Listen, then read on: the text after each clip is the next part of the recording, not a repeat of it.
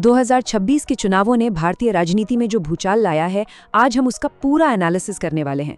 Exams आ रहे हैं तो हमें सिर्फ कहानियों से नहीं बल्कि सॉलिड फैक्ट्स और डेटा से मतलब है।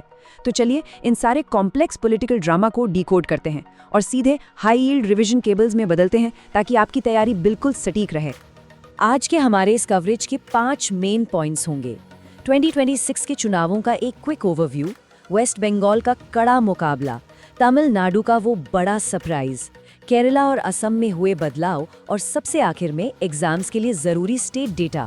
तो चलिए सबसे पहले शुरुआत करते हैं 2026 के इन महाचुनावों के एक ब्रॉड ओवरव्यू से।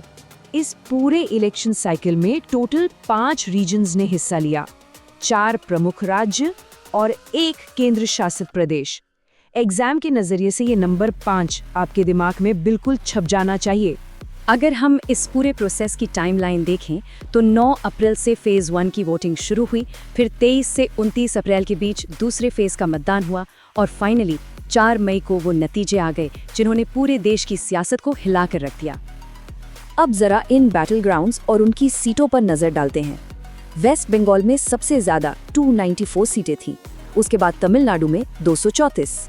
यहाँ सबसे इंटरेस्टिंग और एग्जाम के लिए क्रूशियल पॉइंट है पुडुचेरी। एक यूनियन टेरिटरी होने के बावजूद वहाँ 30 सीटें हैं। वैसे तो किसी भी असेंबली में कम से कम 40 सीटें होनी चाहिए, लेकिन पुडुचेरी एक एक्सेप्शन है और सच मानिए एग्जाम्स में ऐसे ही एक्सेप्शंस पर सीधे सवाल बनते हैं। अब आगे बढ़ते हैं और बात करते हैं उस राज्य की जहां सबसे कांटे की टक्कर देखने को मिली, वेस्ट बंगाल। यहाँ के नतीजे सच में चौंकाने वाले थे। टोटल 294 सीटों में से बीजेपी ने 148 सीटें जीतकर मेजॉरिटी हासिल कर ली। रूलिंग पार्टी को न सिर्फ हार का सामना करना पड़ा, बल्कि सबसे बड़ा शॉक तो ये था कि खुद ममता बनर्जी अपनी सीट हार गईं। ये पॉलिटिक्स में किसी भूकंप से कम नहीं था। ऐसा हुआ कैसे? दोनों तरफ की रणनीतियां बिल्कुल आमने सामने थीं। रूलिंग पार्टी महिलाओं को लक्ष्मी दीदी योजना के तहत 1500 से 1700 रुपए देने का वादा कर रही थी, लेकिन विपक्ष ने सत्ता विरोधी लहर यानी एंटी इनकम्बेंसी का पूरा फायदा उठाया और सीधे 3000 रुपए का काउंटर प्रॉमिस कर दिया। और हाँ, चुनाव में कल्चरल और रिलीजियस पोलराइजेशन भी चरम पर था। वो मार्च भात वाला विवाद और धार्मिक प्रतीकों पर हुई बयानबाजी ने वोटर्स के दिमाग पर काफी गहरा असर डाला। चलिए अब साउथ की तरफ चलते हैं और देखते हैं तमिलनाडु में एक सुपरस्टार ने कैसे पूरा गेम पलट दिया। ये नंबर्स सच में माइंड ब्लोइंग है। सुपरस्टार थालापति विजय की सिर्फ 2 साल पुरानी टीवी के पार्टी ने 234 में से 108 सीटें जीत लीं। मेजॉरिटी मार्क 118 का था और वो इसके बिल्कुल करीब पहुंच गए।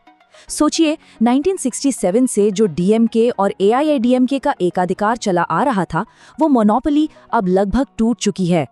इस जबरदस्त उलटफेर के पीछे सबसे बड़ा हाथ उन पॉपुलिस्ट वादों का था जो सीधे यूथ और महिलाओं को टारगेट कर रहे थे। टीवीके ने 4000 रुपए बेरोजगारी भत्ता, 5 लाख नौकरियां, लड़कियों के लिए 8 ग्राम सोना और मुफ्त बिजली जैसे वादे किए। और दूसरी तरफ एमके स्टालिन की सरकार को डायनेस्टी पॉलिटिक्स के आरोपों और एंटी इनकम्बेंसी का भारी नुकसान उठाना पड़ा। अब देखते हैं कि केरल और असम में क्या बड़े बदलाव देखने को मिले। इन दोनों राज्यों की कहानी बिल्कुल ऑपोजिट रही। केरल में राहुल गांधी के कैंपेन का इतना तगड़ा असर हुआ कि पिनराई विजयन की हार के साथ वामपंथी शासन का एक ऐतिहासिक अंत हो गया। लेकिन दूसरी तरफ असम में कड़े विरोध और विपक्ष के भारी आरोपों के बाद भी हिमंत बिस्वा शर्मा अपनी सत्ता बचाने में पूरी तरह कामयाब रहे। ये दोनों राज्यों की राजनीति का बिल्कुल अलग ही मिजाज दिखाता है। अब आते हैं इस पूरे एनालिसिस के सबसे इम्पोर्टेंट हिस्से पर, वो प्योर स्टेट डेटा जो हमें अपने एग्जाम्स के लिए बिल्कुल रट लेना है। ये जो असेंबली नंबर्स है ना, इन्हें बिल्कुल मेमोराइज कर लीजिए। एक बहुत ही इंटरेस्टिंग पैटर्न है यहाँ। केरला, असम और पुडुचेरी, इन तीनों ही जगह एक साथ 16वीं विधानसभा के चुनाव हुए हैं। वहीं तमिलनाडु में 17वीं और वेस्ट बंगाल में 18वीं विधानसभा के चुनाव थे। बस ये पैटर्न याद रखिए, एग्जाम में कोई कंफ्यूजन नहीं होगा। अब बात करते हैं उन लीडर्स की जो इस चुनाव से पहले चीफ मिनिस्टर थे। वेस्ट बंगाल में ममता बनर्जी, तमिलनाडु में एमके स्टालिन, केरला में पिनराई विजयन, असम में हिमंत बिस्वा शर्मा और पुडुचेरी में एन रंगास्वामी। ये वो नाम हैं जिनके कार्यकाल या तो खत्म हुए या जिन्हें इन चुनावों में भारी चुनौती मिली। और फाइनली करंट गवर्नर्स और लेफ्टिनेंट गवर्नर्स का ये लेटेस्ट डेटा। यहाँ एक बहुत बड़ा ट्रैप है जो एग्जाम्स में अक्सर पूछ लिया जाता है। ध्यान दीजिए कि राजेंद्र विश्वनाथ आर्लेकर जी का नाम तमिलनाडु और केरला दोनों राज्यों के लिए आ रहा है। असम में लक्ष्मण प्रसाद आचार्य, वेस्ट बंगाल में RN रवि और पुडुचेरी में K कैलाशनाथन। बस इन नामों को अपने नोट्स में अच्छे से हाईलाइट कर लीजिए। तो एग्जाम्स के लिए ये सारे हाई यील्ड फैक्ट्स तो हमने कवर कर लिए हैं, लेकिन जाते जाते एक बड़ा सवाल दिमाग में आता है। राज्यों में जो ये नई पावर्स और डायनामिक्स बने हैं, ये आने वाले 10 सालों में हमारी नेशनल पॉलिसीज़ और ओवरऑल इकोनॉमी को किस तरह से शेप करेंगे, इसके बारे में ज़रूर सोचेगा। आज के इस डीप डाइव में हमारे साथ जुड़ने के लिए बहुत बहुत शुक्रिया।